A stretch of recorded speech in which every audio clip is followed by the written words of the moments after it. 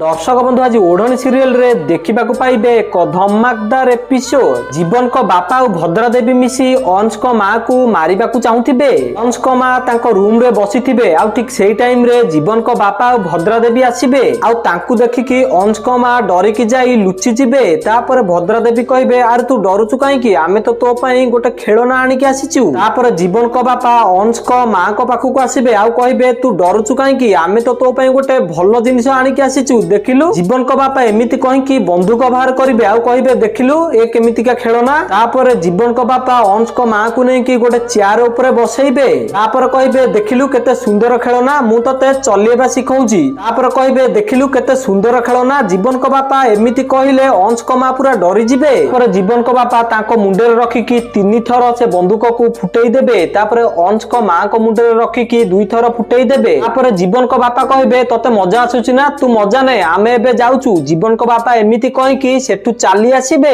आउ अंश को माँ से बंदूक को धरिकी खेलुथिबे आउ ठीक सेही टाइम रे ज्योति सेठी आसीकी पहुंचीबे आउ ज्योति अंश को माँ को हाथुरु से बंदूक को छड़ेई नेबे आउ तांको जीवन को बंचेई देबे। तो दर्शक बंधु आपण मानु कोन लागुची ज्योति सत कोन समस्त सामना को आसी जीवो कि हां कि ना हमकु कमेंट माध्यम रे जणांतु। आउ ओढ़णी सीरियल रो सर्वप्रथमे सब अपडेट जानिबा पई हम वीडियो को लाइक करी चैनल को सब्सक्राइब कर दियंतु।